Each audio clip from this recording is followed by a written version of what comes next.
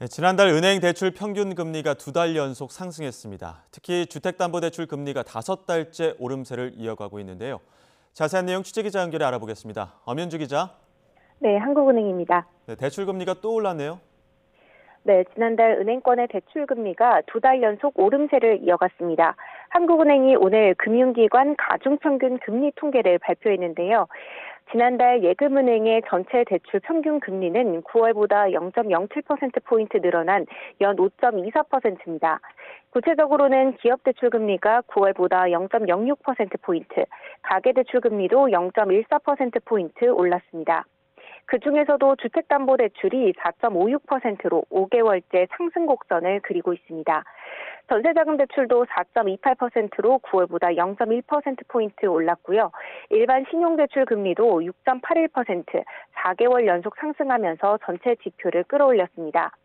한국은행은 지표 금리인 5년물 은행채 금리와 코픽스 상승 영향 등으로 전체 대출 금리가 오른 것으로 분석했는데요. 여기에는 지난달 한때 5%를 돌파할 정도로 급등했던 미국의 10년물 국채 금리가 반영됐다고 설명했습니다. 네, 지난달 예금 금리도 올랐다고요?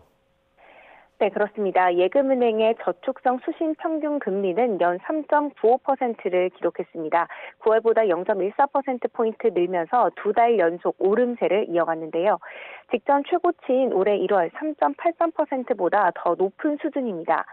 은행의 예금 우대 금리 확대로 정기 예금이 늘어난 데다 시장 금리가 오른 영향이 컸습니다. 특히 지난해 고금리로 출시했던 정기예금 만기가 속속 돌아오고 있는 상황에서 은행의 예금 확보 노력이 일부 반영됐습니다. 다만 한국은행은 금융당국이 과도한 수신 경쟁을 제지하고 있고 은행채 발행 한도를 폐지한 만큼 이번 예금금리 상승에는 시장금리 영향이 가장 크다고 강조했습니다.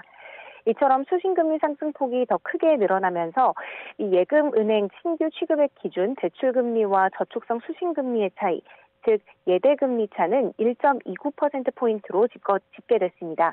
이는 직전달보다 0.07%포인트 축소된 것으로 2달 연속 감소세입니다. 지금까지 한국은행에서 전해드렸습니다.